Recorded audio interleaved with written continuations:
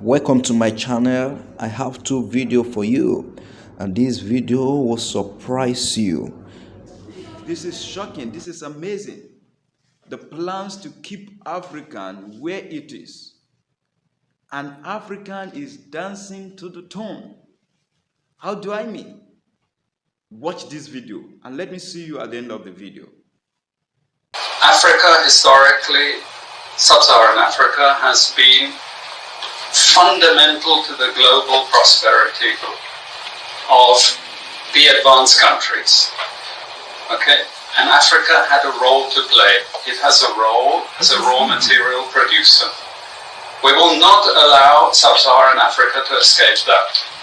Okay, we do everything to keep sub-Saharan Africa where it is, also impoverished. It's absolutely vital for the prosperity of everyone else. So let's get clear about that.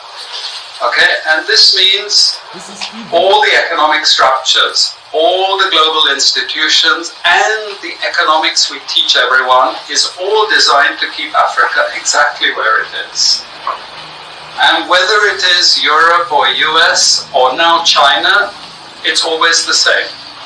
We need Africa to be impoverished because we need those raw materials and we need them dirt cheap.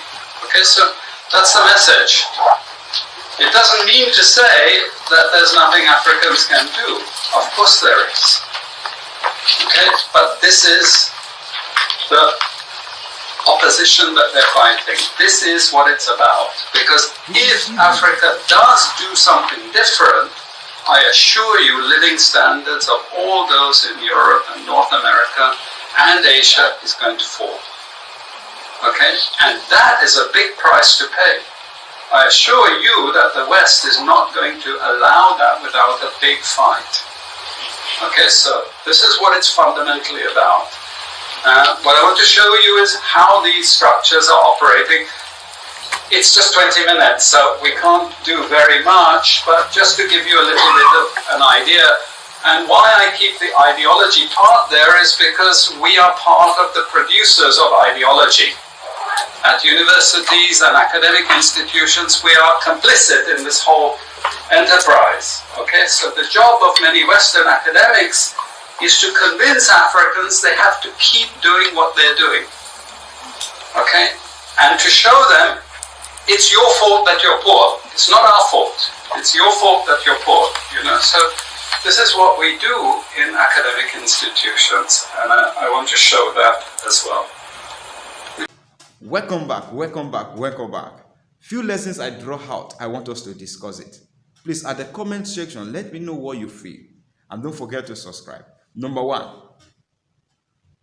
all the educational economic structure, all the educational structure handed over to Africa is to keep Africa where it is, one. Two, to impoverish Africa. Number three, to keep African underdeveloped.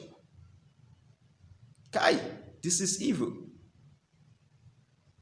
Number two, African is fundamental in the development of so-called developed nation. African is the fundamental key. We have a great role to play in keeping them worthy. And that is why they said, if we get it right, the so-called developed nations will come down. Listen to him again. Africa, historically, sub-Saharan Africa has been fundamental to the global prosperity of the advanced countries. Okay? And Africa had a role to play. It has a role as a raw material producer. We will not allow sub-Saharan Africa to escape that. Okay, we do everything to keep sub-Saharan Africa where it is, also impoverished. It's absolutely... Now, they are doing all they can do, all of their strength, all of their wisdom to keep us abased. And that is what he said. The man said, quote, we will do all we can to keep us where we are. So this is a wake-up call. Share this video with our political leaders. Let every one of us have access to it. Share this video. We must wake up. We must wake up. Do you know they keep us underdeveloped? Please watch the second video.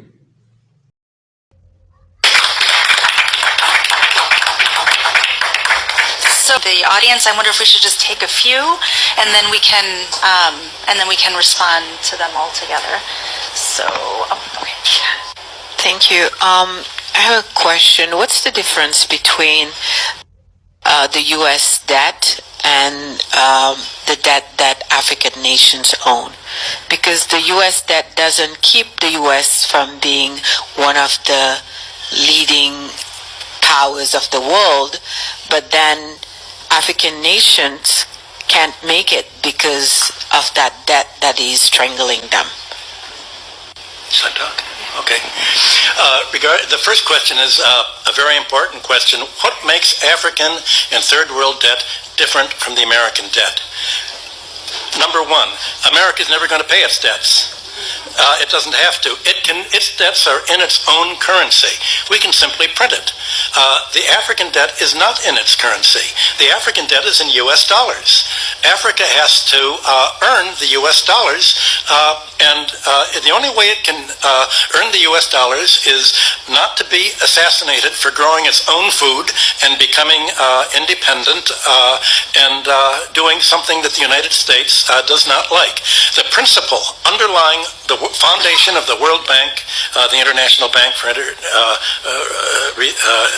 IBRD research, the World Bank, is that no country should grow its own food. Africa and the third world should only grow export crops. To export, in order to have an oversupply of cocoa and other tropical raw materials, to keep down the price, they must buy their grain from the United States or Europe, so that if they do something that we don't like, we can do what America tried to do to China in the 60s. We can sanction them. We can say, we're going to starve you. We're going to not export any grain to you. So owing their foreign debt in dollars means that they have to somehow sell something that the United States wants, not what they want. I think the most evil organizations in the world today are the World Bank and the International Monetary Fund. And my book, Super Imperialism, that I wrote in 1972, is all about that. The largest purchasers of the book were the Defense Department and the CIA.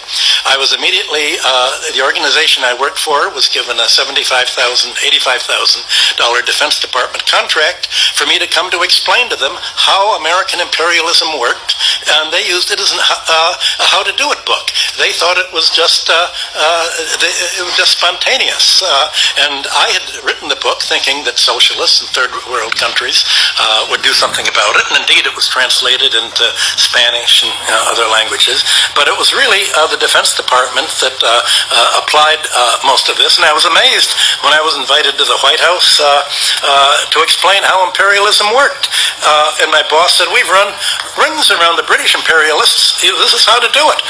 You make them owe the debts in your currency, not their own. You control their central bank and make them financially dependent on you, and then you've got a stranglehold for them. So certainly the third world countries should cancel the debts under the odious debt principle. I haven't been able to convince any of them to do it because they said if we do that, the CIA will kill us. So how do you break that cycle? That's a problem I've not been able to solve. Yeah. The other thing, when you were responding to the first question, there's also something we're suffering from in Africa, the devaluation of currency as another way of Devaluation of the currency. currency, yes. As a way of keeping us dependent continuously. That's a good point. When a country devalues a currency, what are they devaluing? Well, there's a world price for grain, a world price for aluminum, a world price for raw materials. The only thing that they can really devalue is the price of their labor. So when Africa or Latin America or Greece is told to, or America is told to devalue the currency, what that means is pay labor less. You have to squeeze out more to pay the top of the economic pyramid, to suck it all up to the top 10% or 1% or 0.1%. So devaluation is basically an anti-labor policy to prevent a domestic market and prosperity from developing. That is why China and Russia are saying, we don't want to be part of the dollar area. We want our own currency that we will only borrow in our own debt.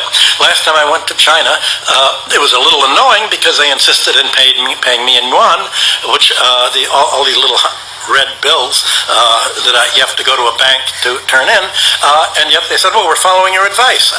What do you complain about? So what can I do? It's a good idea, but at least they don't want any part of American sanctions. Okay, this is evil. This is evil. 3 lessons I draw out from this place. Number 1, as long as we keep borrowing money from foreign nations, we will remain underdeveloped. Number 2, as long as we refuse to produce our food by ourselves, we will remain underdeveloped. This importation of rice, importation of grains, importation of fruit is all plans from the pit of hell in order to keep Africa underdeveloped. Number 3, when we refuse to be creative, develop our technology, we will remain under. We will keep buying their cars, keep buying their home appliances, keep buying all our tools from them. So we must get back to the field and begin to create. Look at China, how they deliver themselves. We must wake up. All African nations must wake up. Please help me share this video. Let it go viral. Let everyone have access to it. Getting the right information is the beginning of our liberation. This is second colonization. Please share this video. And the comment section, let me know what you feel. Let me know your opinion. Let me know your advice for Nigeria.